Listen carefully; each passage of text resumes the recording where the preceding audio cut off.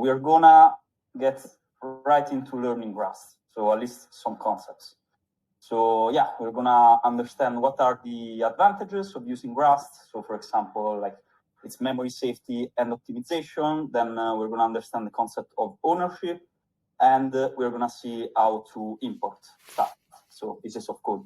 And then we're gonna get into some hands-on, so having our hands dirty. So Drew will show some code examples. So yeah, let's get into it. Quickly, Luca, maybe just introduce yourself. You might be a new face to these folks. Yeah, for sure. So I joined as a developer relation in Archway.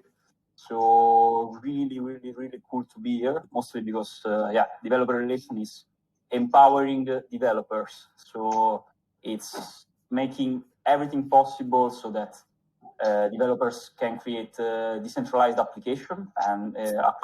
So yeah, I joined in the crypto world around 2017, and since then has been quite a long ride. And it's now has been a few years I'm in the Cosmos ecosystem. So yeah, and very hyped to get into Archway because it's really cool to see the whole ecosystem flourish. So yeah, everything that we can do like to empower developers, and that's the way to go. So yeah, I hope it was enough, the presentation. But so let's get into it. I mean, I understand you, like everybody will know Drew already, so yes, there is no need for presentation there. Correct me if wrong, but yeah, let's get into it. Rust is the way to go. And there are a lot of reasons for that. And in general, it can be all boiled down to the fact that you decide how memory allocation and deallocation works. So basically, Rust gives you this direct access to memory and consequently the hardware. So you don't need a garbage collector. So it's not a language that has a garbage collector. It doesn't have any. And the reason for this is that it has its own way to handle manage memory. So it really forces you to think about the details when it comes to handling memories, assigning values, and the compiler would just prevent you to introduce any sort of ambiguity. So there is the borrow checker that is a part of the Rust compiler that actually helps with eliminating a whole sort of bugs caused by memory mismanagement. And we're gonna see shortly that it's the ownership that is this Rust flagship feature is what allows Rust not to have a garbage collector. So in general, with Rust, you can feel free to replace pieces of code without assuming any memory safety risk. So this means you can refactor your code and go sleep good at night that is gonna be working good and is gonna be safe and efficient. And all this boils down again to the fact that the compiler is your very picky friend that basically prevents you from introducing any ambiguity that could potentially become a bug in runtime. It basically prevents you to do any bad stuff before compile time. So as a consequence, you also get an efficient usage of memory. So you have performant memory access and low overhead. And in general, as you can imagine now, like it's kind of a bug-free approach to writing code. And this is because of this way of controlling low-level details. So also, interesting thing, it's there is a high focus on concurrency in Rust. And the reason for that is that there are a whole set of packages and libraries that are designed with concurrency in mind. So you're gonna find a lot of resources in order to handle concurrency in a proper way. And in general, the way you implement concurrency in Rust reminds JavaScript, so similar to the async syntax. And Rust is also a strongly typed and statically typed language. And this basically means that on compile time, like there are going to be checks on if something could potentially go wrong during runtime. And when it comes to static, to be a static language, then it means that it prevents implicit conversion. So in a nutshell, all this boils down to the fact that it's safer and more efficient, even compared to other languages that are used a lot. So, for example, in this case, it's a very specific case, but it's regarding encryption time on a Raspberry Pi, and it's way more efficient even than Golang. So this is really, really, really, really cool, because for everybody that is looking for efficiency and security, aka blockchain devs, the crypto devs, Rust is really, really a cool thing. So let's get into it. Just a very short concept that people who are coming from a C++ background will be probably familiar with, that is the stack and the heap. So in general, in the stack, you reserve, it's a memory set, you reserve memory which just fixed byte size. So for example, you can add integer to the stack, but you could not add a string. And the reason for that is while for example, an integer, you exactly know how many bytes is gonna occupy, you don't know the same for a string or for any other variable. So usually when it comes to handle with variables that you are not sure about its byte size, or you want to remove bytes or add bytes, you usually use the heap.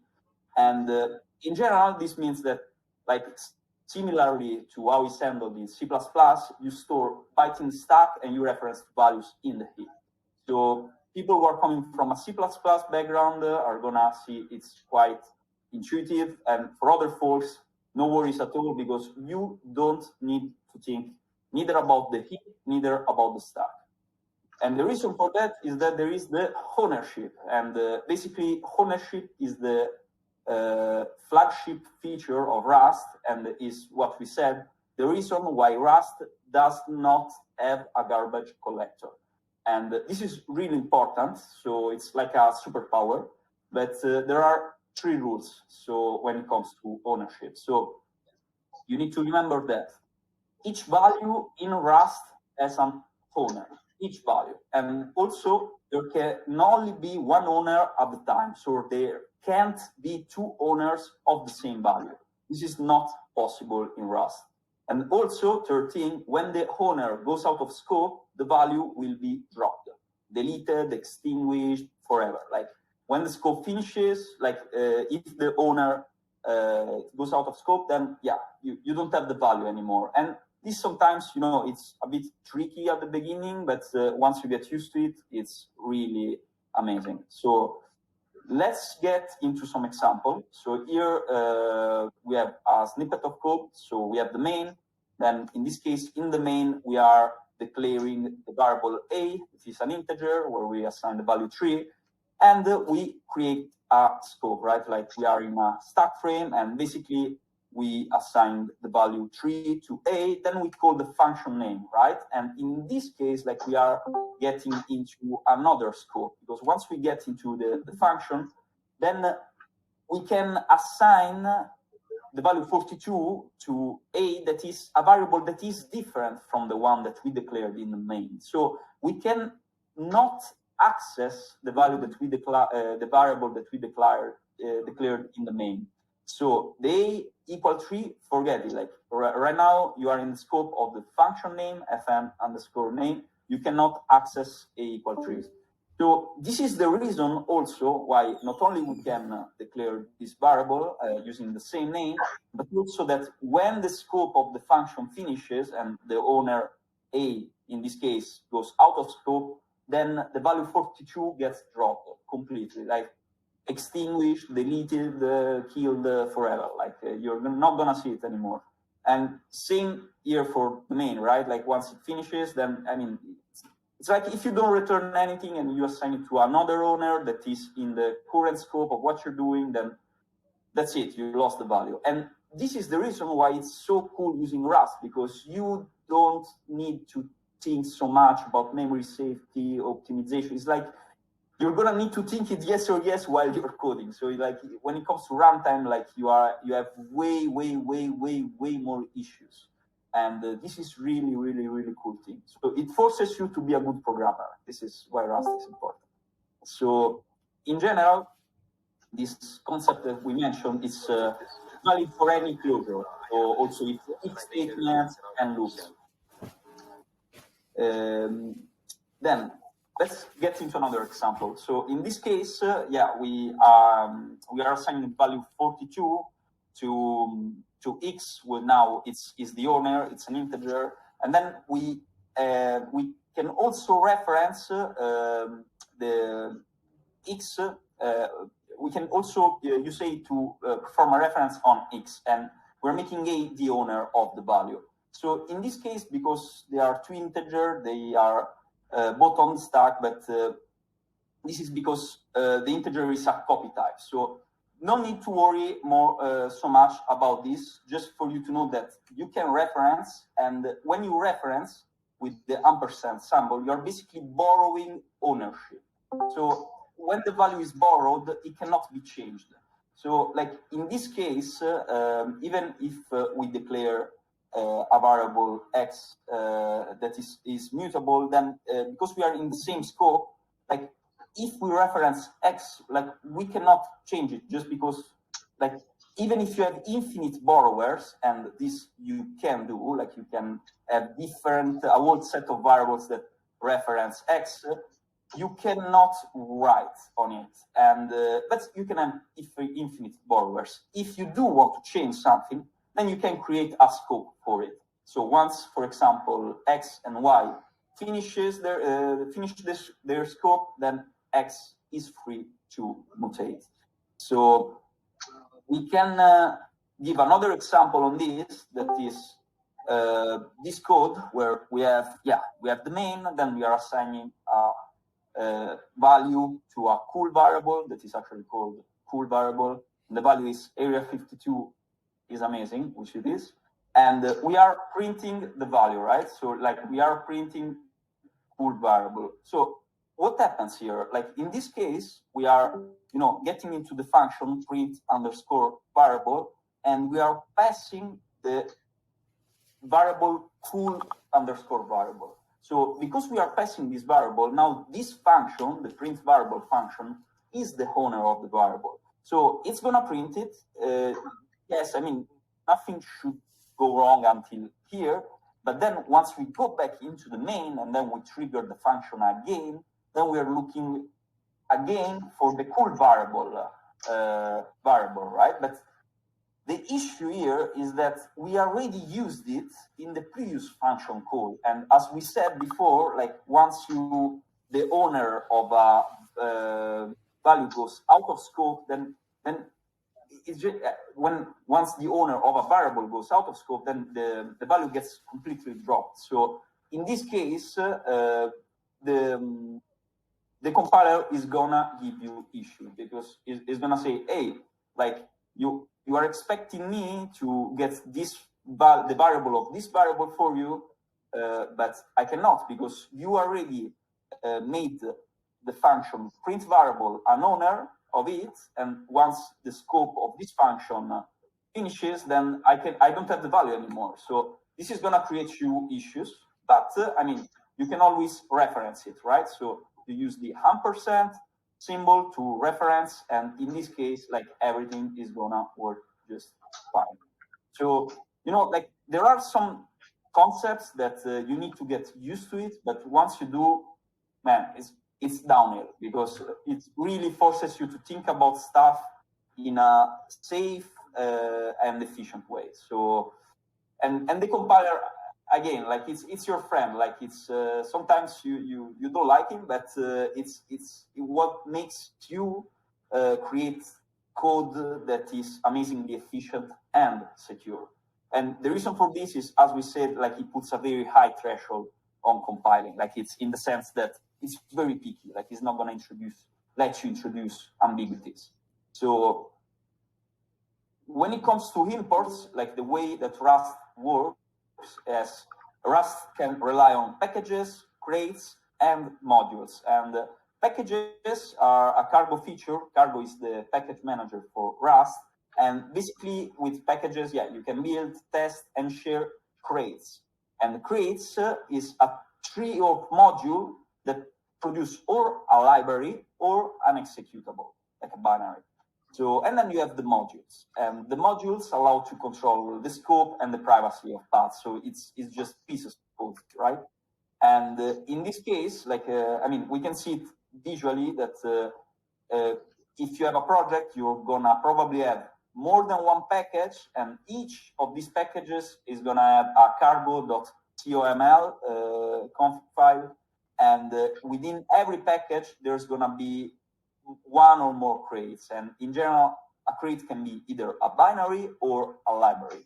For example, within the binary crates, you would have the main.rs, and with the library crate, you would have lib.rs. So you would have a binary, a library, and within every crate, you can have different modules. So this is the way that imports work in Rust, and it's quite straightforward, but it's sometimes the names change, like the crates is. So but let's go and so on. So now Drew is gonna take it from here. We are gonna get our hands dirty and build some cool stuff. Everyone, just give me a moment here to share my screen again. Yeah, and any question, happy to take it. Well, let's do questions at the end, unless anyone's got something burning on their mind right now.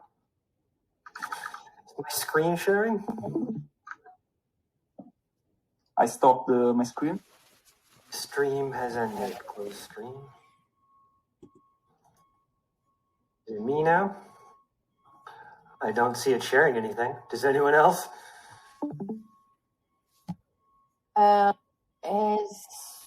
It's starting. I clicked on watch stream, but nothing is showing up. Let me try again here.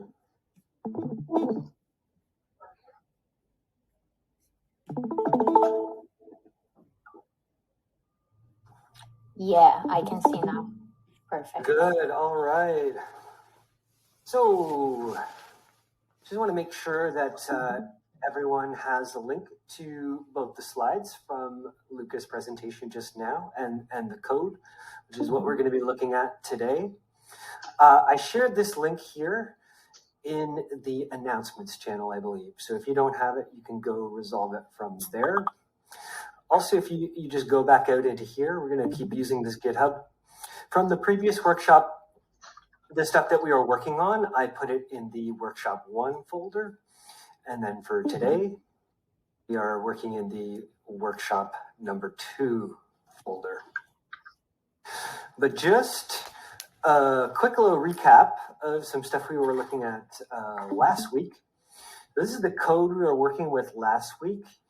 And one of the things we did was we used the cargo new command to create the hello Area-52 code.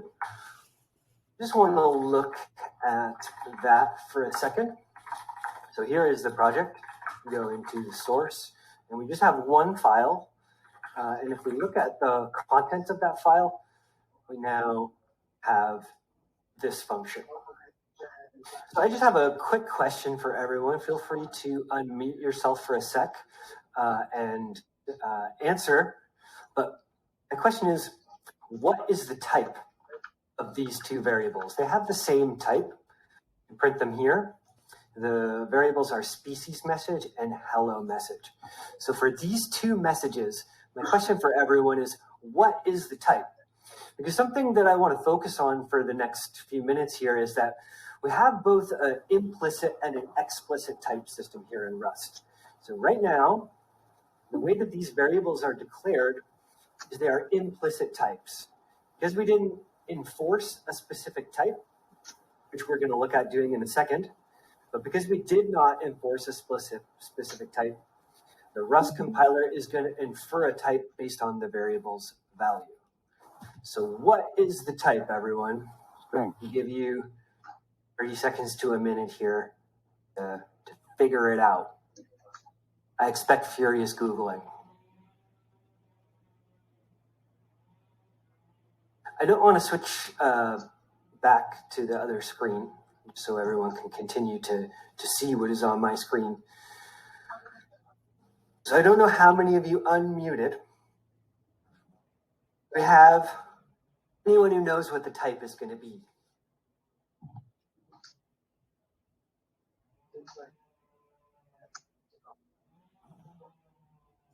Okay, give you a few more seconds. Come on, folks.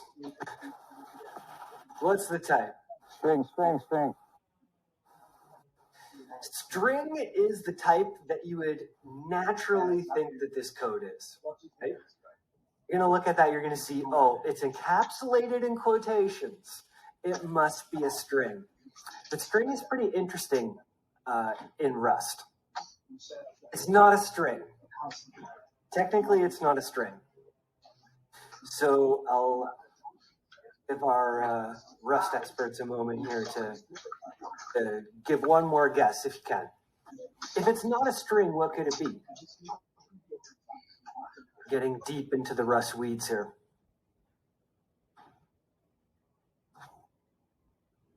Okay, well, believe it or not, type is and stir. So the string type in Rust is actually a struct. That's why we normally capitalize it like this. So let's just run this code for a second. From last week here, we go cargo run. Boom. So it prints as if it were a string. But you know, the print line macro, it doesn't, it'll print most types as long as you have the interpolation set correctly as such. So let's go and modify this code for a second, and I'll show you exactly what I mean. So let's change this from an implicit type to an explicit type. So let's explicitly force this to be a string. And if I'm right, I believe I am, this code will not compile. Why will it not compile? It will compile because this is not a string. Oh.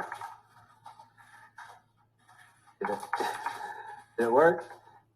Yeah, so we are now explicitly declaring a string type. We're forcing string. The problem is this is not a string. And when we do cargo run, this is not going to build. You can see what happened here. Compiler expected that we'd have a string, but it found and stir, which is the type which I told you that just text encapsulated in quotes by default will be and stir. So what is and stir? And stir is a string slice. Why do we have this confusing type of string slice? It has to do with the way that things fit into memory. So let's go and make it a string now. You may remember Luca's slides here, and he had a clever way of producing a string, which is we use the toString function, which will convert a string slice or and stir into string format. And then once again, this code is going to compile, and now we'll actually be able to run it. See it recompiled, and then the code ran.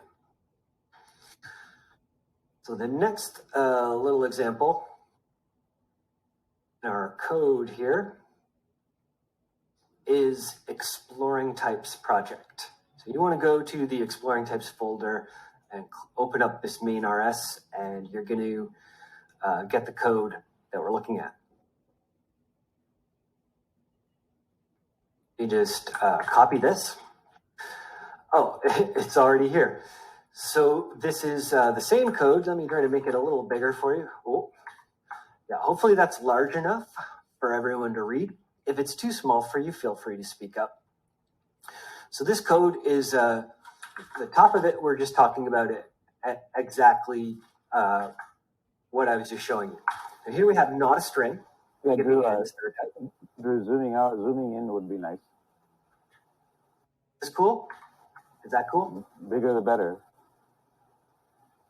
I want to make sure we can see the thing at the bottom without scrolling. Okay. Maybe like one more. One more? There we go. That's good. Okay. So yeah, just as we were just going over a moment ago, we have and stir, which is just when you encapsulate some text in quotation marks. Now, to create a string by explicitly enforcing the type, of course, we could also just continue to use implicit type enforcement as long as we have the toString function being called, we're still getting a string. Now, when we print it out, I just put these little notes in just to follow along when we're printing our variables. I'm going to tell you what type of variable it is. Now, I want to talk about implicit versus explicit types regarding integers or numeric types. So this is something that's actually quite interesting when you think about implicit types.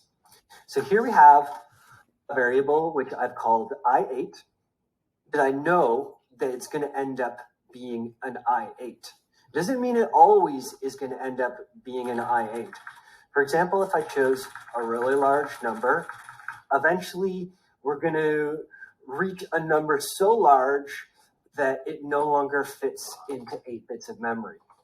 So what happens here is that when you use an implicit type, meaning we're not doing something like this, when we use an implicit type, the compiler is going to put it into the smallest memory holder that fits it. And we know that since 1 is a pretty small number, it's going to fit into an I8 type. So that is the one that is going to be enforced by the compiler when the code is compiled. Another thing we need to think about is that we're not dealing with any sort of float. There is no fractional representation here. There are no decimal places. So we know that we're not going to get some kind of float type. We're going to get an integer. And when you create implicit types, the other thing to note is that you don't get this. You don't get an unsigned integer. We're not getting unsigned integer. We're getting a signed integer. And because unsigned versus signed integers is something pretty common to programming, if you've ever dealt with Solidity, I'm sure you folks know about unsigned versus signed integers. If not, feel free to bring it up during the question and answer period. So here are just a few different types. So here we create a 32-bit unsigned integer. All these numeric types that we're creating are going to have the same value. So when we print them down here, we have different variable types. They occupy the memory differently. However, they all have the same value. So this concept of having the same value but a different type, just like what we had up here with the strings, this is kind of the concept that I'm trying to teach here regarding implicit versus explicit type enforcements in Rust. So yeah, we have a 32-bit unsigned integer. We have the same thing, but in the signed integer version, so a signed 32-bit integer. And then, of course, the I8 that we got from implicit type declaration at the top here, which did not enforce the type like the others do. So when we're enforcing the type, what we're talking about doing is we're placing a colon after the variable's name. Then we're placing a type right after the colon. And then after that, we can evaluate that value with an equal sign, a value, and then a terminator.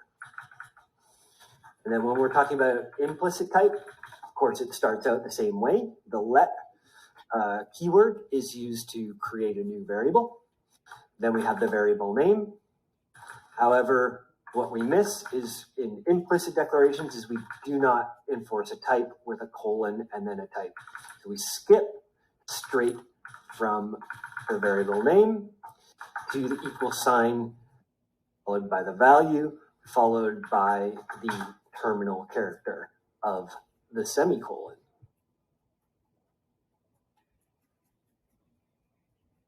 Is just a little bit of fun exploring types.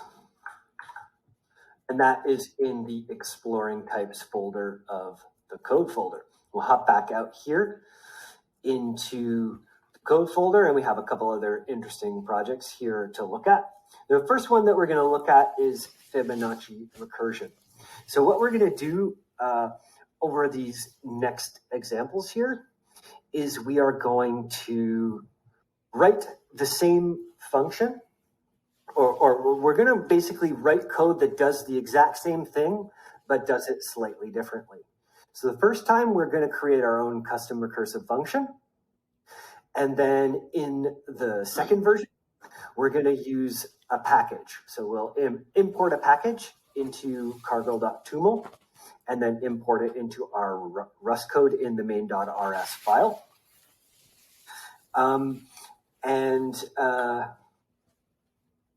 Both going to do the same things. One of them does it using a package, which is going to be the second one that we'll look at, which is using a package called recurfn. It's a recursive function package for writing recursive functions. And then after that, we're going to look at like which one is faster, basically. And once we determine which one is faster, we can start talking about why it's faster. So we're going to start out by writing our code here in,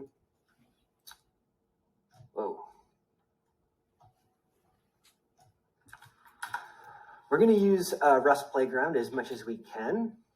And there's something I want to show you first.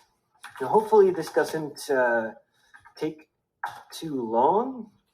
These functions, when we're dealing with recursion, especially with something like Fibonacci calculations, where the numbers are just going to get bigger and bigger, we're going to calculate, I think, let's see what the code says here, actually. And we're looking at this one first. Go into the main.rs file. How many times do we recurse? Okay, so it looks like we're going to recurse 45 times. So this might take a little while, so I'm going to start running it now. Let me just make sure that it builds okay. I didn't change anything.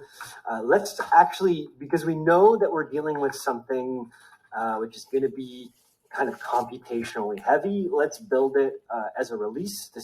You see when we built it here, just with cargo build, we got unoptimized version. So let's build an optimized version just so it can run as fast as is possible here. Let's build a release. So see that when we build it with the release flag enabled, we get optimized version. We have our optimized version. Then if we look at what is going on here, so on GitHub, you won't have the target folder. The target folder is always ignored in gitignore because that's where the binaries go. So let's just look at what's in there, though. Look at what's in our target. So when you build without the release flag enabled, it's going to go into the debug folder. And when you build a release version, of course, it's going to go in the release folder. So let's look at what's in the release folder. The binary that gets built is this one in green here. Where does that name come from? The name comes from what the package name is declared in, or is declared as in the cargo.toml file, which is here at the root of the project. So let's go ahead and just run release. So just call the file by its name. This is an executable file that we've built. And you can see it starting to go through all of the Fibonacci numbers and gives you their indexes. And I'm happy to say that it actually completed pretty quickly. So that's really nice. So we got up to the 45th Fibonacci number, which is this, provided I didn't do something crazy. If I got the numbers wrong, someone can call that out and I'll be horribly embarrassed. But now, let's look at just doing that same thing on Rust Playground, right? Actually, that actually went pretty fast. So let's just check at the timing of it. 43, 44, come on, 45. Yeah, here we go. So it looks like it took about 4.85 seconds to produce that result. Use the same code on Cargo Playground and see what happens. This will be interesting. We have this code. I'll start to maybe look now about, oh, my bad. Should be this. So let's look at how the recursive function works, right? So we have our main function. This is what's going to be executed at compile time. We have another function called fib, as in Fibonacci. It accepts an I32 number as an argument. So the length is how many times we're going to run this while loop.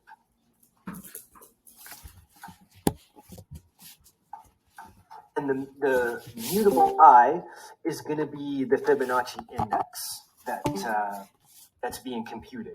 So when I say the Fibonacci index, I mean this. So the 45th number, when that mute I is equal to, well, I guess it's 0 index, so it might be equal to 44.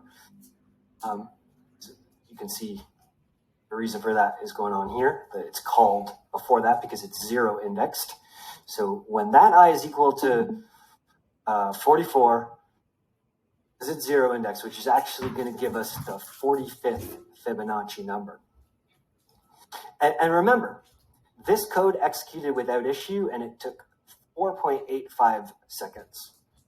So yeah, you run this while loop, and each iteration of this loop here, we compute the Fibonacci number for the index I, the index being these ones which we display on the left, and then we print them out like this.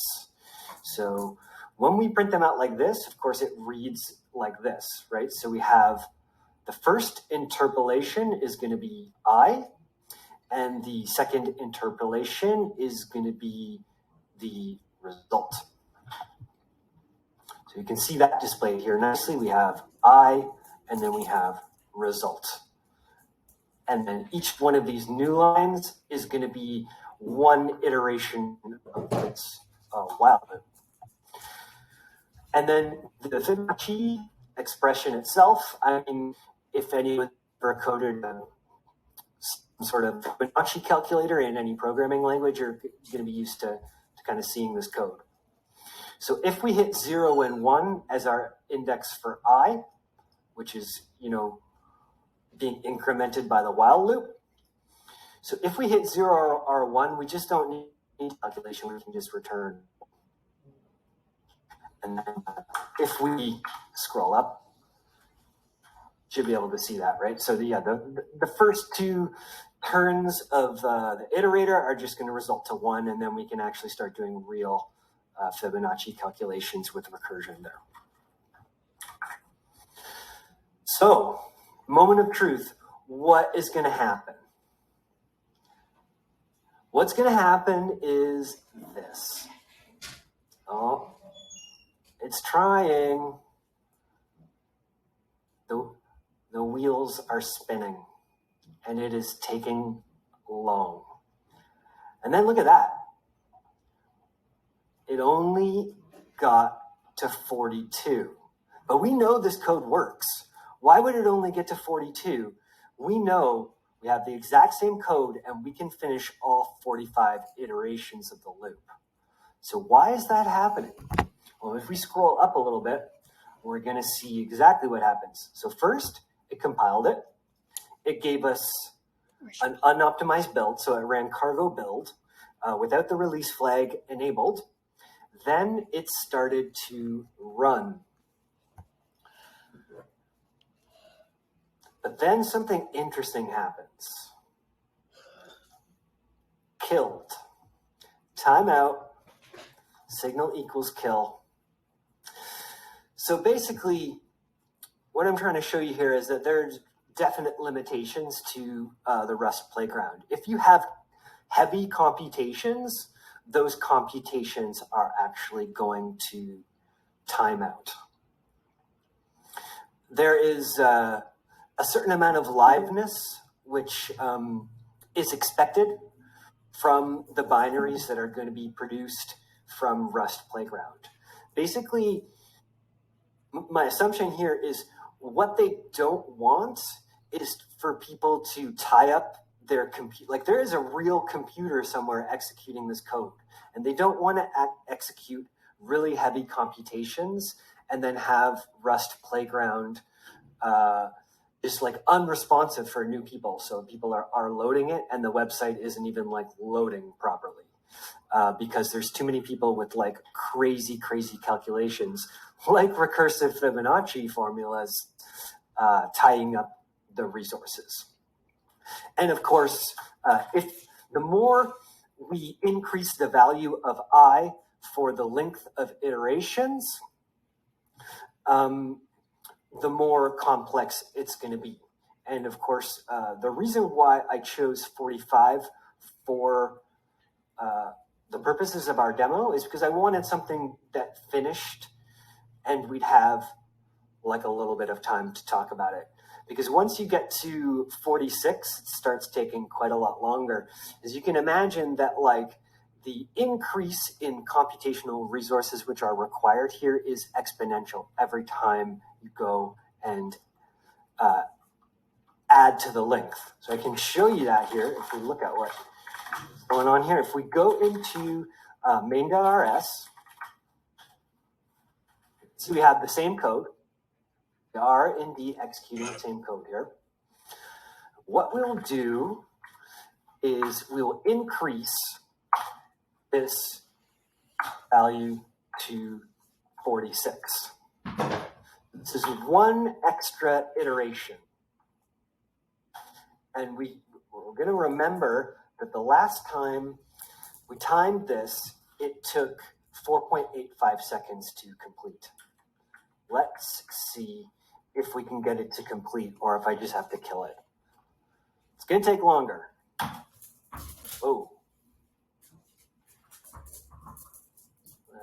I didn't even build it. And I also called it wrong. Okay, here we are. We have now built it and we should be able to call the new version here and get 46 iterations instead of 45. What directory am I in? Oh, yeah, I'm still in the wrong directory. Yeah, here we go.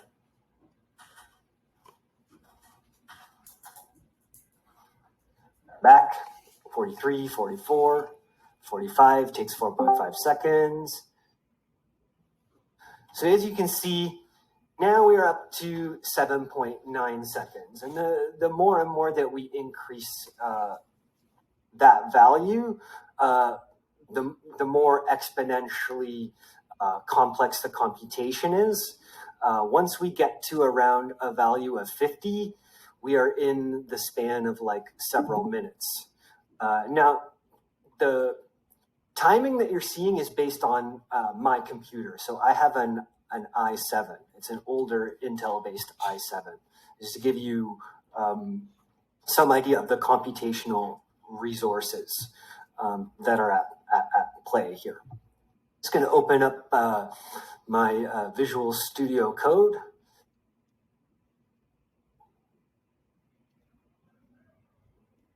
Here we go.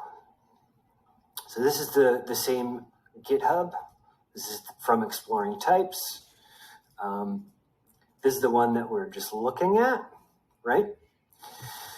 So this is just when I first created this example, I'm like, obviously I knew about the common, n-1 plus n-2 kind of way of doing these. Obviously I've done like Fibonacci type calculations in other programming languages. So without kind of like looking it up, I just kind of created this way of doing it. But then I started to think about like, what if I used a recursive function package? Because, in other projects I have like complex recursion. And typically I've been using this recur-fn. So doing it in recur-fn, and I actually think I probably could have used the same match code and gotten the same results. I think I actually tested it. But I just wanted like the two examples to look a bit different. So first, we import the function. Of course, you need to make sure that you have recur-fn as a dependency in cargo.toml. So what that means is because we're loading a dependency in our cargo.toml, like if we're using the Rust playground, we cannot do that. There is no access to cargo.toml in what they're building here. So you don't have any way of importing packages other than like the standard tool set, which is part of Rust, right? So we're going to have to not work on Rust playground, and we'll just be doing it like this. So with this recur-fn package, we have the recur-fn function. It needs to take a function which is passed to it, which of course is the variable. So the common syntax for using recur-fn is like you create a variable, and then the variable's value is set to a recursive function. A recursive function very specifically using the recur-fn function from the recur-fn package. And then that variable name, which you've assigned to recur-fn, you feed it back into itself after a pipe. Well, there's a specific kind of Rust encapsulation here in pipes. And then arguments which you pass, like our iterator, you also pass to the function like so. So you pass the function itself, and then you pass the function in iterator. And then we really just do the same thing here. The rest of this could just be the same as this. We could actually just do this.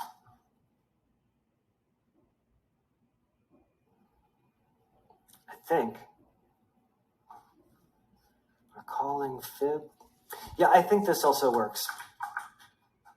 Yeah, because here you see we have fib n-1 plus fib n-2, and then here we just have the same thing, fib n-1 plus fib n-2. So we may as well just like run the same code, right? We're running the match expression this time with recur-fn. So I have changed it. So what we should do is rebuild it. I have changed it.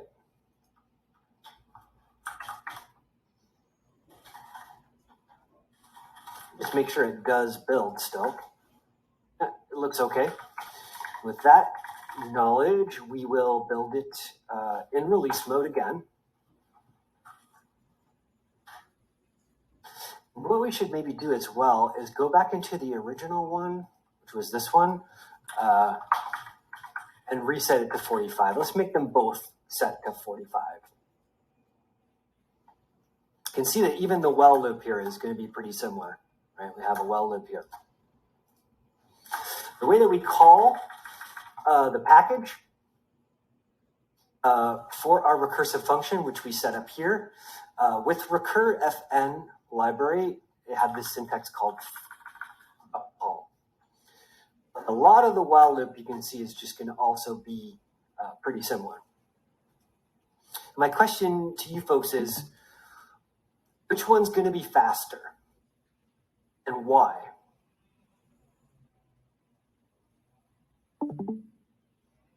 Did we build the release? Oh, I'm in the wrong text. Yeah, so we just built the release. And just remember, we should build this in release 2. Get the good timing again. It should be, what, 4.5 seconds? 4.8 seconds? Oh, we got almost 5 seconds that time.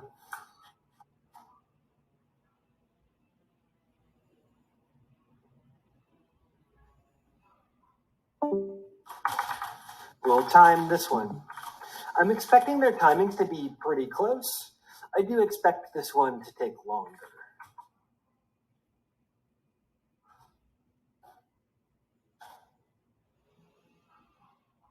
One. Might just be my imagination, but I already feel it taking longer. 35, one more. Let's go. Whoa.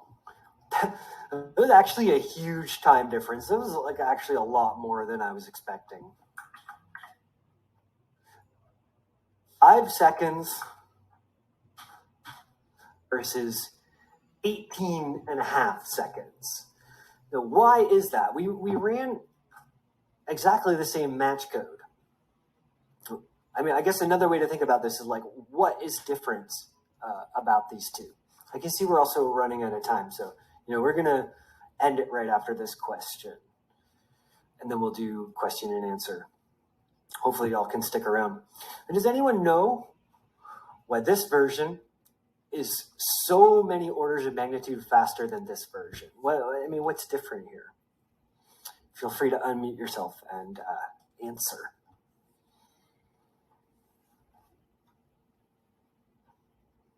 Version 1, version 2. Can we see them in split view? Oh yeah, we absolutely can. Thanks. So much of the code is identical. But if you can just determine the one thing that's different, I think they'll give you a pretty good idea of what's going on here. Our little programming puzzle. Probably recursive function is more memory. Yeah, that's absolutely right. So what the binary has to do when it's executing is it needs to import all of the code from this and from this. So it's importing extra things into memory. And then every time it executes an iteration of the loop, it's referring to this memory segment. The way that memory is managed is very different. Because in this one, we just have our own small function. However, what we can notice in this function is that we also have to include this function's code here. So we're already going to be operating on that memory segment, right? The difference is that we have to keep calling this memory segment too. And we have to import these two parts of the recur-fm package into memory. So I'm super stoked that someone was able to figure that out, that little puzzle.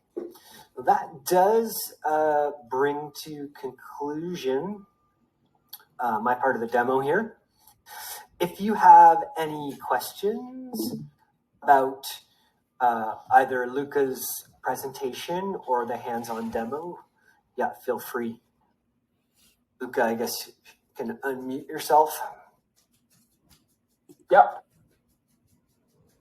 And then additionally, if you don't have any questions, but you have some sort of like concepts or anything that you're confused about working with Rust or with CosmWasm that you would like to see us teach in a future workshop, shoot those ideas out too. we will make sure we are teaching you what you want to learn.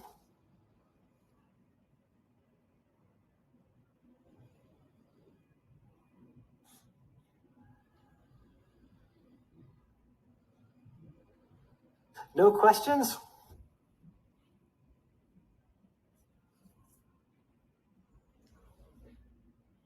I have no questions yet. I already studied a part from Area-52. It's really cool, but I still have troubles while I'm developing my own smart contracts. I just feel like I don't know how to start. Maybe it will be cool to see a lesson how to create a contract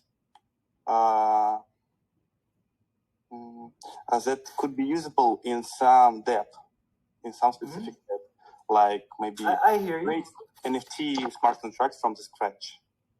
See, very Yeah, simple. that makes sense. We have a guide in the Archway documentation. Have you seen that? Yep. Were you able to get it to work? Of course, there are already written smart contracts for Cosmos and for NFT, like CV721. But how to build it from scratch? I think. Oh yeah, that's pretty awesome that you bring that up, actually, because this is exactly what we're teaching in course 2 of Area-52. I don't have an exact timeline on when the new content for that will be, but sorry, maybe it's not like the answer that you want to hear, but I think we'll probably, it's pretty far along. So we're getting close to when we're going to release that course 2, and I think it will address those concerns that you're having. Is basically the whole point of the course is teaching you how to make your own custom CW721 NFTs from scratch, and all the kind of different ways that you can do that, because there are various paths that you can go. So probably because that course is so close to something that's going to be published on the Area-52 site, we'll probably publish that course first. So I'm expecting that to be in the coming weeks, but I don't exactly know when. And then as soon as we have that out, I think probably it would be good to have some look over, and also just pair programming session in the workshops. So if you can hang on for a little bit, hopefully we can do a workshop about that in February, hopefully. Cool, thanks. Got it. Anyone else? Any questions? Hey, Drew, can you hear me? I hear you fine. Yeah, this is Alpha Biota here, and really awesome that you guys are putting this course together. I'm digging it a lot. I think the tutorials have been great, and I'm really excited about digging into this more and more. This is kind of like, I guess, a newbie question, or kind of putting this in a different context. But a smart contract, we know it's a code base that's instantiated on the blockchain, and you can interact with it through transactions and queries, etc. But what is its context, so to speak? Like, what can it do? Can it do anything that a wallet on chain can do? What are its limitations? Like, what is the scope that of operation that it can perform? That's a really interesting question, and I was smiling a bit when you were speaking, because it's also a question that we have talked about a lot internally, because it's a little bit open for debate, right? Because there's many ways to approach this problem, right? I'm going to try to approach answering it from a couple different perspectives, right? So one way of thinking about it and approaching it is what code can be executed? How much computation in your smart contract before it cannot be a transaction? So if you're changing so much state, or you're doing something like what I was doing with the recursive Fibonacci numbers, that's very, very heavy computation, at what point is it going to be too much gas? The transaction will never go through. So this is like from a Cosmos perspective, right? Because this is speaking about like what the nodes are allowed in terms of like a Golang perspective. This is answering the question not in a Rust way. So there is a maximum amount of gas. If your contract is using up more gas than that maximum gas value, the transaction won't even be broadcast. It will be rejected just, you know, on your host machine. You won't be able to do that. Another way to think about it, now we are getting more into the Rust aspect of things, but it's in a way where the Rust is relating to the Go aspect. So, you know, we have these modules. One of them is the Wasm VM. And these are Golang modules in the core binary for the nodes. They have these instruction sets for, you know, handling these Wasm binary files and storing them and you know, being able to execute on those binaries afterwards. So there is also a maximum bytecode size. So you could also create a Wasm binary which is so large that it will never be allowed to be stored on chain. So you won't even get to the point of being able to instantiate it, because it will fail on your host computer again, on your local host machine.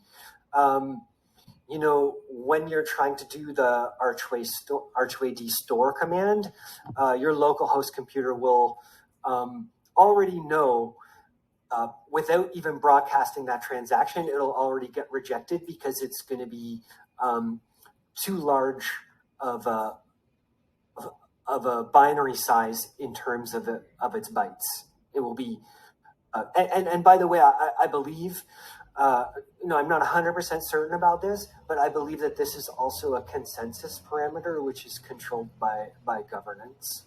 So it could be released, or sorry, it could be increased in the future. But I believe it's like 100,000 megabytes or something right now.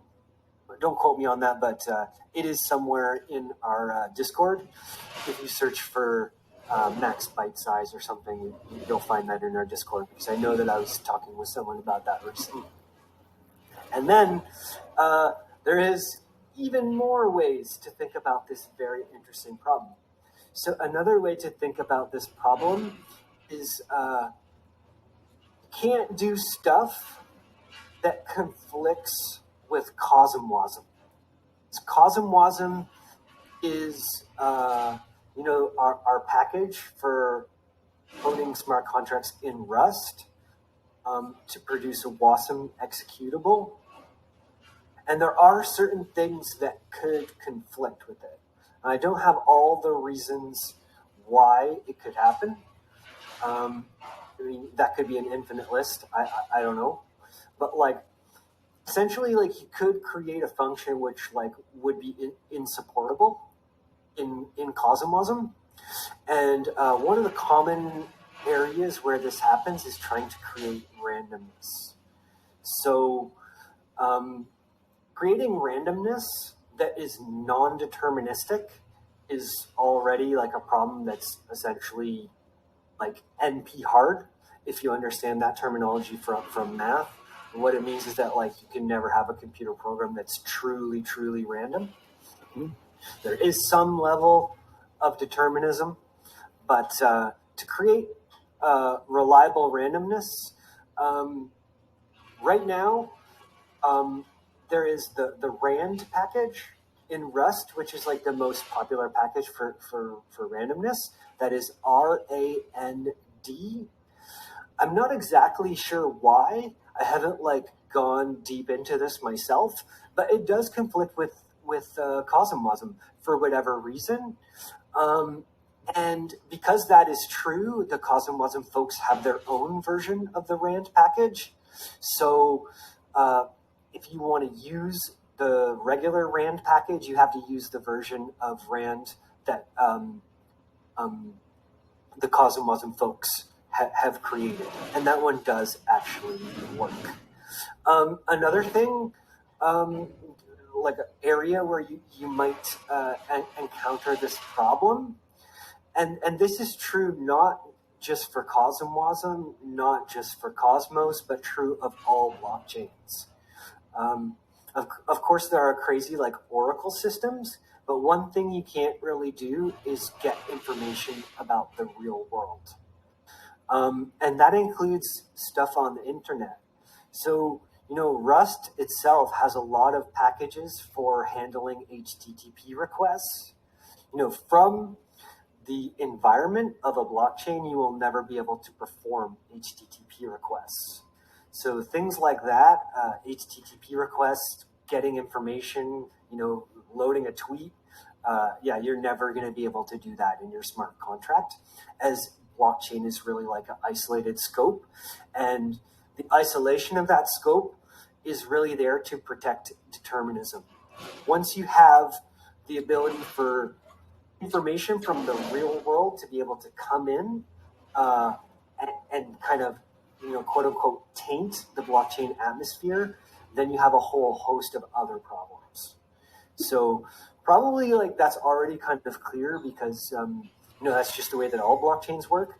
But that is another example of something that would be insupportable from your CosmWasm smart contract. And that's kind of all the things that I can think of the top of my head in terms of different ways of approaching that problem. It is a huge problem, and it's really interesting one too. Yeah, that's awesome. Actually, you took some aspects that I wasn't really thinking about right away. So thanks for really extending that and explaining that. And it brought up one other thing. What about the internal state of the smart contract itself, its internal store? Does it have limitations separate than the blockchain store? Oh, this is actually another really, really interesting question, and also something that we've been talking about a lot. So for all intents and purposes, we'll say that it actually does not. For practical purposes, it actually does, right? So the first thing to think about is that, well, we already know that we can't add so much state that producing that state change in a single transaction costs too much gas and overflows the maximum gas value, right? So first of all, we know that we can't add too much state that would break things just in a single transaction. However, in terms of small incremental transactions, blowing up the memory state of the contract over time, is the WASM file itself holds a lot of that. The WASM binary has some of that state. There's a difference between state from the core binary, what's happening in Go, versus what the WASM state is, and also how you migrate that state. But it would be possible, and this is true on Ethereum as well. Your contracts can incrementally increase state up to a certain point where your contract starts to become slow. There is no limit on the amount of incrementation, right? But at a certain point, in this demo, you saw me executing the Fibonacci recursion on my computer and then having it finish. And then you saw me doing the same thing on the Rust playground and it doesn't finish. And you have here a similar problem that can happen. When you've continually added state to the contract by a whole bunch of users, the heap, the memory stack of the WASM binary, which is stored on chain, is just increasing and increasing. You could have a similar problem happen where some nodes are able to execute state changes because they have better system resources. They're running a faster computer. And then some nodes which just, I'm not going to be the node which puts that transaction into my block, because I don't have the computational resources to, my node is running on a Raspberry Pi. I'm never going to include, the transaction from your smart contract in my new blocks, which are being proposed.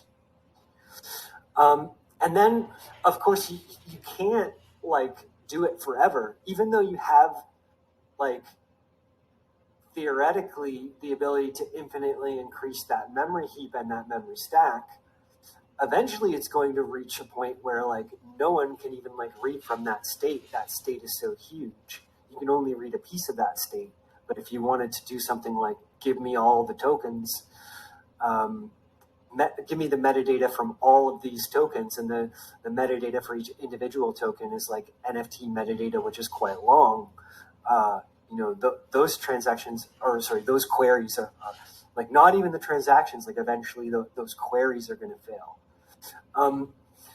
That said, there are sort of there's an interesting way that Cosmos deals with this.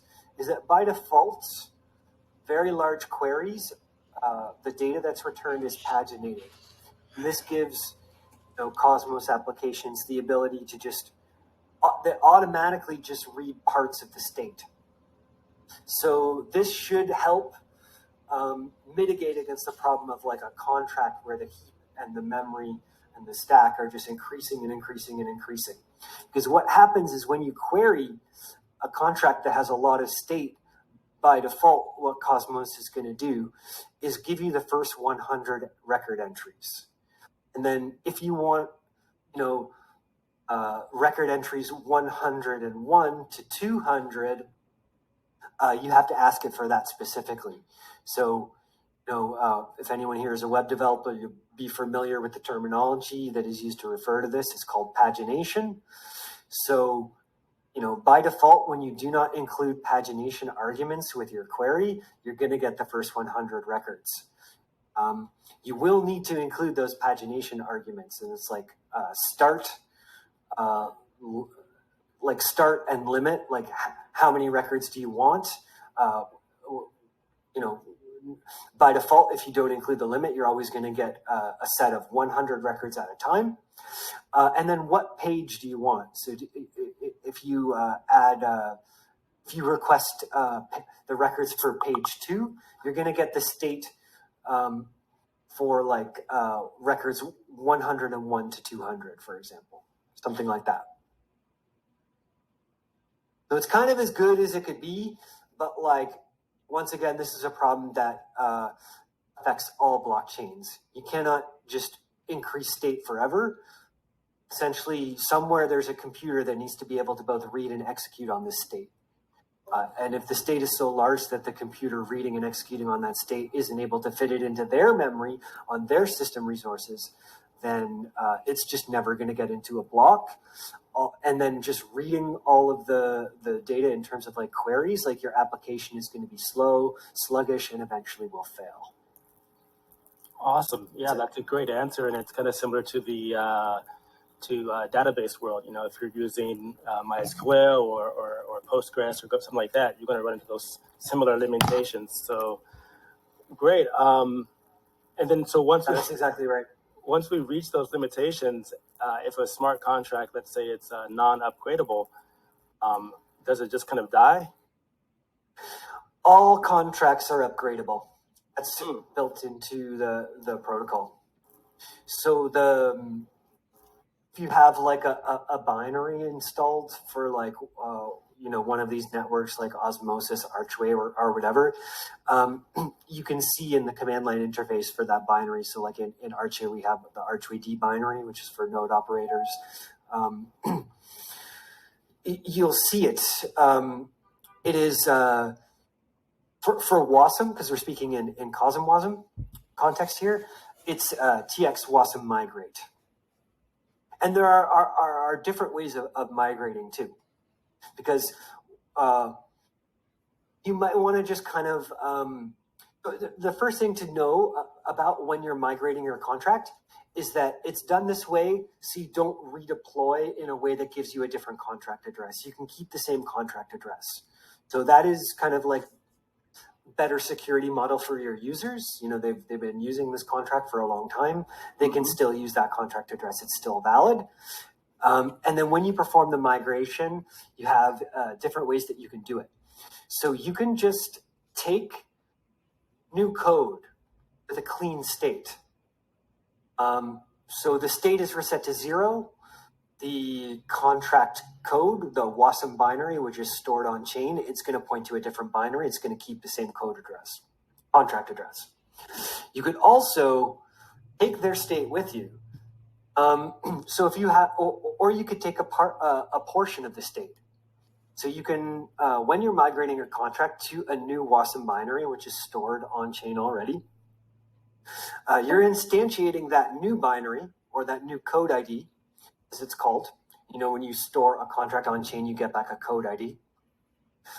So you're instantiating this new code ID, keeping your contract address, and if you wish to, you can migrate in such a way that takes some or all of that state with you.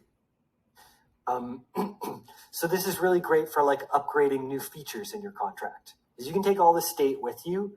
For the end users, it just feels like nothing changed except they have more features. Cool. This has all been great. I don't want to take up too much time. If there's other folks who have questions, maybe I could just end with one more, and then I won't say anything else. Sure. They've been great questions so far. Okay, cool.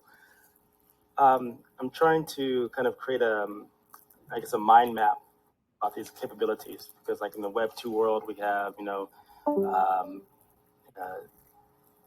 we have get and post request, and we have JavaScript, we have HTML, we have all these kind of parameters when we build, and kind of have an idea of the things we can do with these requests and with the structure. So could I say that a smart contract can act as a super transaction where instead of I execute one, like let's say with my account wallet, that it could be like the first domino to trigger a series of transactions throughout the blockchain, and even perhaps through IBC, throughout different ecosystems, execute those kind of like as a using a socket or something, like using like you knock over the first domino, then everything else goes through, and then you get back a result. So like, let's say there's fees that are generated or a certain type of NFT, or those transactions can then be kind of rebroadcast to other parties and get responses. So it's asynchronous as well. So it can kind of like run in the background, do things, and then finally send back the result to the initiator of the transaction. Yeah, I mean, like Rust itself is very asynchronous, but like when we're talking about like blockchain state changes or just like Cosmos in general, we're not doing parallel computing really. I don't think it would support that. So like libraries for parallelizing computation, like Atomic, which is a popular Rust package for doing that, I think those are also something which do not fit or conflict rather with the current state of Cosmosm. Not sure if it'll always be like that. However, like the essential gist of what you're talking about here is correct. So Okay. One of the features of writing a smart contract and a feature of Cosmosm is that your Cosmosm contract can call other contracts both to query them and to execute transactions that change state, right? So say we have 3 contracts in play. We'll call them contract A, contract B, contract C, right? And contract B and contract C do different various things. We don't need to know about what they do, but we're going to say that they change state about something. And contract A is going to be the contract that the end user is calling. So the end user is like he's on a web browser, The page that they've loaded into their web browser is a DApp. That DApp is connecting them to perform a transaction to contract A. And then you look at the entry point that's being called. We'll call this first TX. So contract A has an entry point called first TX, which is called by the end user from a DApp. Then we start to think about what is the code inside first TX. The first thing that first TX does is it calls contract B to perform a state transition. The entry point of contract B that it's calling will call second TX, second transaction. So for entry point in contract A called by the end user, entry point is first TX. First TX calls contract B, second TX entry point, and stores the result from that state transition being second TX of contract B, into a variable. And it just holds on to it for a second. Now that it has that result, it goes and does another transaction. This time it does a transaction to the third contract, which we've called contract C. The entry point that it calls in contract C is, we'll call it third TX. And now we have end user calling contract A, an entry point called first TX, and then that entry point is calling contract B's entry point, which is called second TX, storing that result in a variable. And then after it has that result, it calls contract C. Entry point that it calls from contract C is called third TX.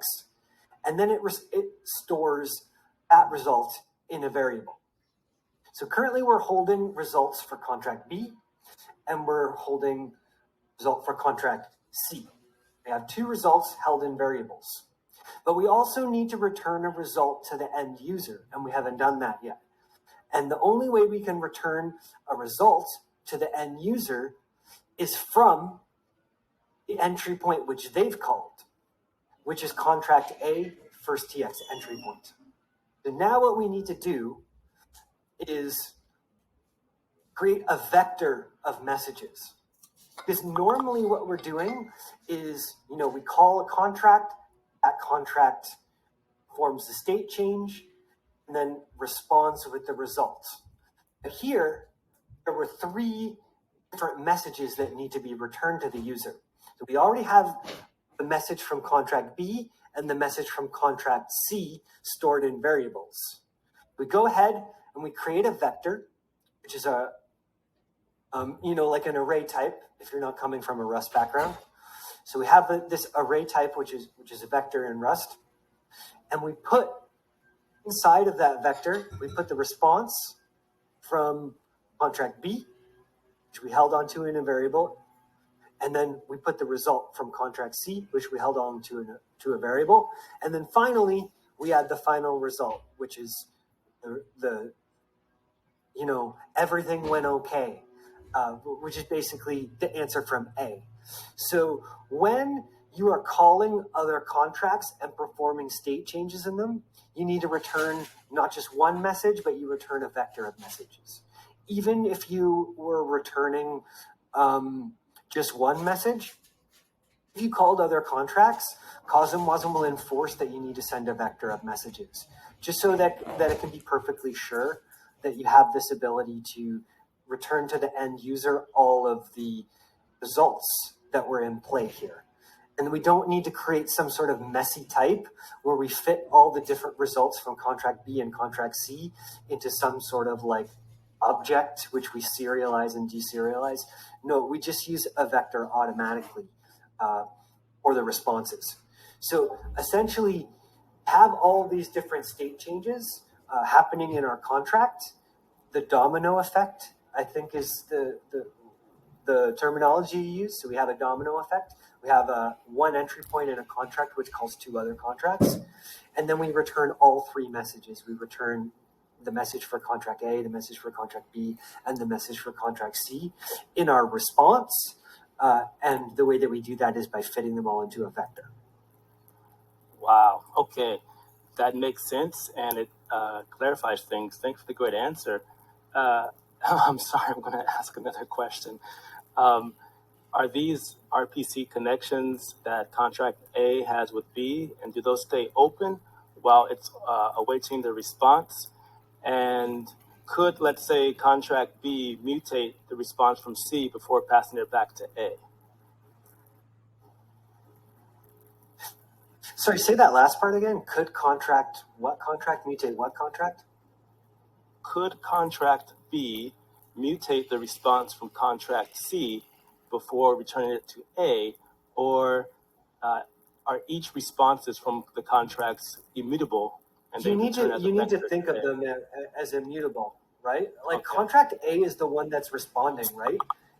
You could create, when you're holding that result from contract B, you could create that variable type as immutable and then change it. But like, why would you? That would just be like bad. You want to pass on the results untampered. If you're like asking the contract for a result and then tampering with that result, you're no longer returning to the end user the result of the actual state change. Mm-hmm. Excellent. And What are these was the other RPC question? connections that remain open until the response is returned? No, this is not an RPC connection. RPC connection is like remote, right? This is happening on the node itself. That's proposing the block. Because so essentially, like what happens, right, is that they perform all those state transitions, and they propose it as a new block, right? But that block needs to be confirmed by the other validators. So at the time of performing those state transitions, the node which, quote unquote, mined that block, it's not the correct terminology to say mining because it's proof of stake, but the node that executed those state transitions, they propose that as a new block, and then they broadcast that new block proposal to the rest of the network. But like, there's no RPC. Like RPC is like what you're using, between nodes to connect. Like RPC is like I connect to RPC to store my contract, to instantiate my contract. I do that because I'm not running a node. If I was running a node, I could just perform those state transitions myself and add them to a new block and propose that new block to the rest of the network. So RPC is kind of there so you don't have to be a node operator yourself. And these other nodes do not have to perform the same smart contract state transactions. They just agree that they actually do, right? So the validators need to confirm that the state transition was correct. So there is like some sort of like modus operandi. They don't have to do all the same checks. They're essentially like there's these things called like run TX and check TX. This is like very deep in the Cosmos SDK framework. It's part of the modules in begin block and end block. If you're coming from a Cosmos background, maybe some of this stuff makes sense to you. If you're new to the Cosmos space or just like not developing, or like not really like like a node operator, maybe those are new terms to you. The validators, when they validate it, they have to run the code to check the correctness of it, right? They're not just being like, oh, that looks good. Okay, that makes sense. And so if there's a smart contract, let's say through IBC, that's instance or a transaction is sent to it from like let's say chain A to chain B, that has to be an RPC connection, an IBC transaction. That's like getting more complex now, right? I'm not exactly sure about the terminology for it, but these people, they're running nodes of both chains. I don't think it's necessarily RPC. And the people that are running nodes of both chains open up the socket connection on the other chain to let them know that they need to do something. So these people are called relayers. Oh, okay. Yeah, and the relayers are node operators on both chains or something equivalent to that. I mean, I hesitate to say exactly because I don't know. All right, but the simplest version is that there's multiple contracts instantiated on the same chain, and the SDK itself has access to them locally to run the sequence and resolve the final state. And then all the nodes run that same sequence, and they can all confirm and agree that that transaction, that state change, can be included in the next block. So that makes sense. That's right. Puts things in perspective. And I will now stop. I appreciate your time and all the great answers. Well, thanks for the great questions. Really, have a good one. Really had me on the ropes there. I really had to think about some of that. I've got lots of questions. Thanks so much. Does anyone else have a question, though? Still see there's still some people here. That's nice. I know we went way over time. Can I ask one thing? Yeah. You told previously that we can update smart contract that already deployed. And can we update it with completely different smart contract and save the old address? That's correct, yeah. So the way that it works, right, is, as I'm sure you know, when you deploy a contract, there are various steps involved.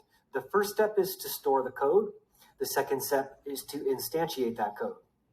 So when we are migrating, keeping the same contract address, think of that as like a second instantiate. And when you're doing that second instantiate, which is TX-Wasm migrate, you can choose to bring over some of the state, all of the state, or none of the state. But in order to do that, in order to perform that second instantiation, when you're doing that second instantiation using TX-Wasm migrate, you need to have a different code ID. So there's like when you store code IDs, you know, with the store command, TX-Wasm store, there's nothing there that's being checked to see if it's the same or similar. You could literally upload the exact same source code and then migrate that. Because every time you upload code with TX-Wasm store, you get back a different code ID. So it could be the same, it could be different, it could be completely new. Essentially, as we say in English, the world is your oyster. You can do whatever you want with the migration. You have really full and granular control about how that migration will be conducted. The one thing you can't do when you're using TX-Wasm migrate is get back a different contract address, right? But of course, if you just wanted to have a different contract address anyways than what your users have already been using, you would just deploy a new contract. You wouldn't need to instantiate the migration with TX-Wasm migrate. You would just TX-Wasm instantiate because it's just a new contract address. What is thanks. And one related question to this. What about user safety? For example, someone created a dApp and the users start using it, and then the developer changed something important part of the dApp. And can users somehow change the API of the smart contract? The users wouldn't be able to change anything. Only the developer who has admin on the contract is the one that's going to be able to do that migration. You know, I think you're right in terms of like, it is correct that like a developer could just rug you. They can do that. At the end of the day, the users have to have some sort of trust that the developer is not going to do that. But that said, when because we have the same contract address, so like, how can we fix this for a user? Like, say I create an NFT, I deploy it, I make millions of dollars, and then I rug the NFT and change it to like a blank contract that does nothing. The user would be able to see that, because when you look up in the Block Explorer the contract address, it's going to show that it was migrated. It's going to show the date that it was migrated, because TX Wasta Migrate does perform a transaction, which produces a state change on the blockchain. So you would be able to see that.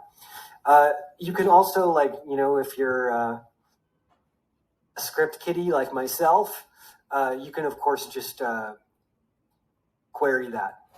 There's a very specific query that you can run if you have the Archway D binary installed, for example, or the binary for whatever node we're talking about, Osmosis, Juno, whatever. There is a very specific command that you can run to determine if a contract was ever migrated. Mm-hmm. Seems clear. Thank you, Drew. Rob? Anyone else have a question? Wow, it's been a really exciting question and answer period here compared to some of the other times we've done this. Really good questions today, folks. Let's give everyone one more opportunity. Let's give us 1 minute here. And then if there's no questions, I'm going to run to the bathroom furiously.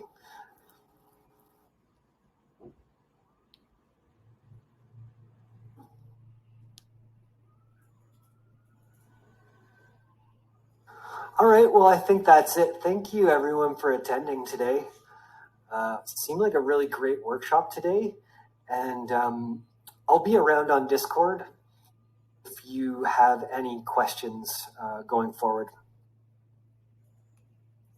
Thank you, Drew. Thank you. Thank you. Thank you, Drew. Thank you, See you. Luca.